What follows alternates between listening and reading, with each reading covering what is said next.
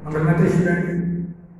Today we will start a new chapter, conservation of plants and animals. आज मैं नया chapter start करना है, इसका नाम है conservation of plants and animals. इस चैप्टर में हम प्लांट्स और एनिमल्स के कंजर्वेशन के बारे में स्टडी करेंगे कि प्लांट्स को और एनिमल्स को कैसे कंजर्व करेंगे। अब कंजर्वेशन का मतलब क्या होता है? कंजर्वेशन का मतलब होता है ए wise and judicious use of all resources. हमारे पास जितने भी रिसोर्सेज हैं, रिसोर्सेज क्या होता है? नेचुरल रिसोर्सेज जैसे कि एयर, वाटर, सनलाइट, कोल, पेट्रोलियम, ये सब क्या है? रिसोर्सेज हैं। इनमें से कुछ तो एग्जॉस्टिबल नेचुरल रिसोर्सेज हैं और कुछ इनएग्जॉस्टिबल नेचुरल रिसोर्सेज हैं।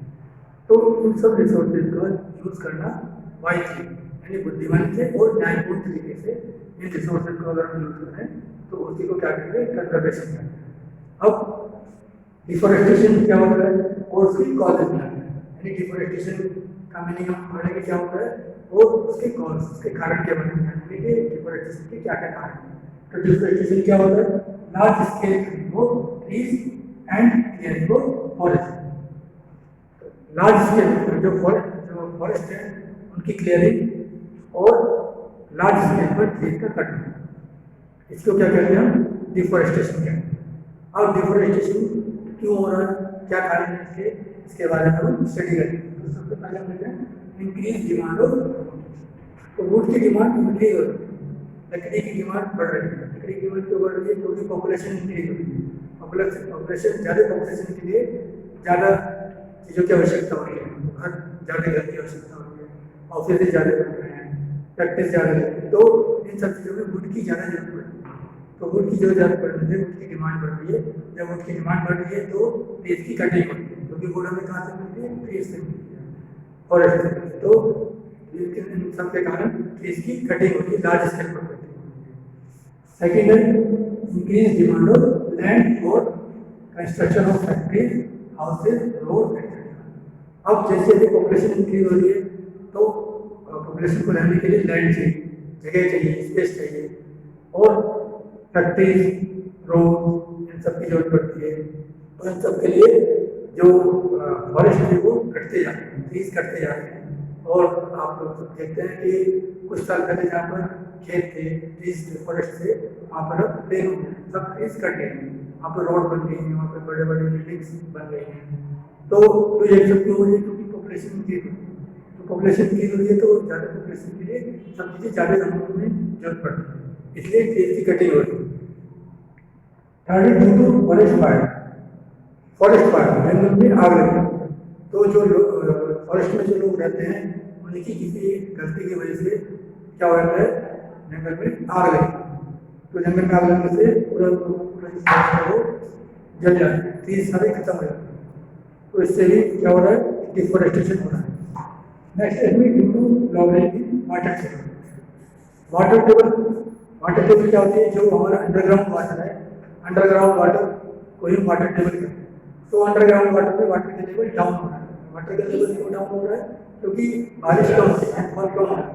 रेनफॉल कम होने की वजह से वाटर टेबल भी लोअर होती जाएंगे, और जो फॉरेस्ट जो कट रहे हैं उसकी वजह से भी वाटर टेबल कम हो रही है, क्योंकि फॉरेस्ट कटने की वजह से रेनफॉल कम हो रहा है। रेनफॉल कम होने की वजह से वाटर टेबल जो है डाउन हो रहा है, वाटर का लेवल डाउन हो रहा है।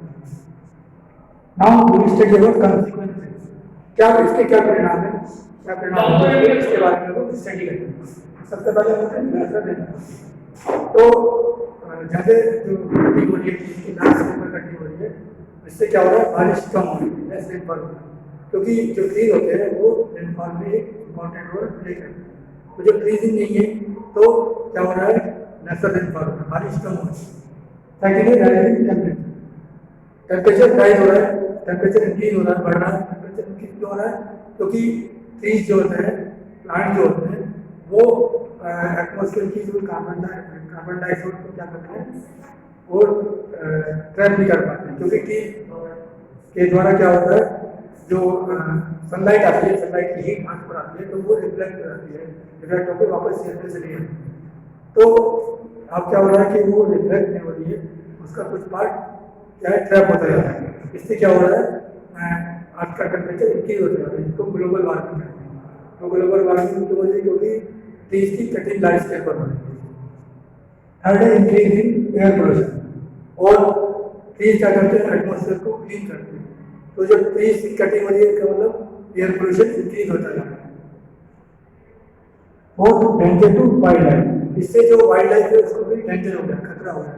वाइल्ड लाइफ को डेंजर कैसे हो गया, क्योंकि जो जंगल में जो एनिमल्स रहते हैं वो उनको भी उनके लिए जो शेल्टर है, घर है, तो जो फॉरेस्ट खत्म हो जा रहे हैं तो उनके लिए जो होम है वो भी खत्म होते जा रहे हैं, इसलिए उनकी लाइफ को भी खतरा हो रहा है। डाइवर्सिफिकेशन क्या होता है, हम इसके बारे में स्टडी करेंगे। डाइवर्सिफिकेशन क्या होता है कि जो ट्रीज होते हैं, ट्रीज की जो रूट होती है वो सॉइल को बाउंड करके रखती है, बांध के रखती है। अब क्योंकि जब ट्रीज नहीं है तो जो सॉइल है वो बाउंड नहीं हो रही है। इससे क्या हो रहा है, जब जो सॉइल की टॉप लेयर होती है वो सबसे ज़्यादा फर्टाइल होती है, तो टॉप लेयर क्या हो रही है, खत्म होती जा रही है, और जो नीचे की लेयर होती है वो कम फर्टाइल होती है। तो टॉप लेयर क्योंकि फर्टाइल है, खत्म होती जा रही है, इसलिए जो सॉइल है वो कम फर्टाइल होती जा रही है, और कम फर्टाइल होने की वजह से वो धीरे धीरे डेजर्टिफिकेशन होती है। तो इसी प्रोसेस को off fertile land to desert is called desertification. तो जो फर्टाइल लैंड है उसका डेजर्ट में चेंज होना, कन्वर्ट होना, इसी को डेजर्टिफिकेशन कहते हैं। तो आज हमने स्टडी किया डिफॉरेस्टेशन के बारे में और उसके कॉजेज, उसके कंसिक्वेंसेस के बारे में, तो इनको आप स्टडी कीजिए। Thank you, have a nice day.